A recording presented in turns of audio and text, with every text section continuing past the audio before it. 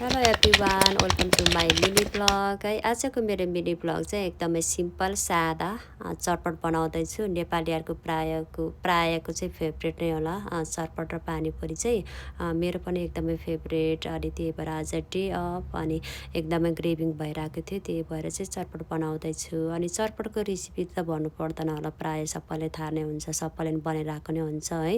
बनाउने तरिका आफ्नो डिफ्रेन्ट हुन्छ, कसैलाई पिरो अमिलो टक्क मनपर्छ भने कसैलाई पिरो अमिलो अलिक कम मनपर्छ होइन। मान्छे अनुसारको डिफ्रेन्ट हुन्छ बनाउने रेसिपी पनि। मलाई फेरि अलि पिरो कम अमिलो पनि अलिक कम नै खान्छु कि, त्यही भएर चाहिँ म अलिक कम नै राखिरहेको हुन्छु मैले बनाउँदा। अनि दिदीले फेरि पिरो अमिलो अलिक बेसी मनपर्छ, त्यही भएर दिदीले बनाउँदा प्रायः पिरो अमिलो टक्क परेको बनाउनुहुन्छ है। अनि आज फेरि मलाई अलिक पिरो नै खान मन लागिरहेको छ कि अमिलो चाहिँ कम नै, पिरो बेसी नै खान मन लागिरहेको छ, त्यही भएर चाहिँ त्यसको लागि चटपटको लागि चाहिँ रेडी गर्दैछु होइन। अनि काँक्रो, गाजर, ओनियन अनि मिनी टमाटो। अनि मलाई चाहिँ चटपटमा चाहिँ धनियाँ राखेको एकदमै मनपर्छ कि साथीहरू। अनि धनियाँ पनि सकिरहेको थियो, त्यही भएर धनियाँ चाहिँ राखेन।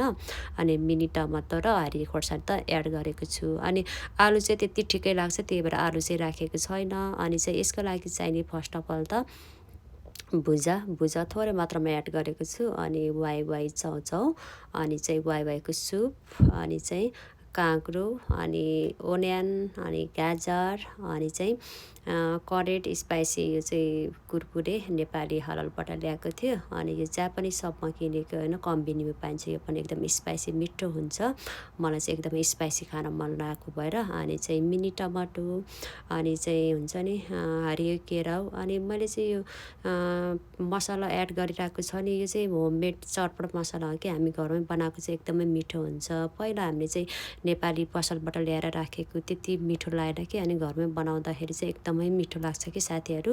त्यही भएर चाहिँ हामी प्रायः चटपट मसला चाहिँ घरमै बनाएको हुन्छौँ। अनि त्यसमा चाहिँ थोरै मात्रामा नुन र खोर्सानी राखेर अनि चाहिँ थोरै लेमन राखेर फाइनल्ली मेरो चटपट रेडी भइसकेको छ है।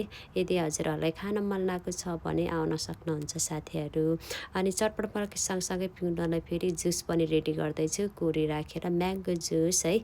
अनि चाहिँ जापानमा चाहिँ एकदमै गर्मी बढिरहेको छ, सबैजना टेक केयर, धेरै पानी खानु होला। एनिवे आजको मेरो भिडियो यति नै, बाई, किप सपोर्टिङ गाइज।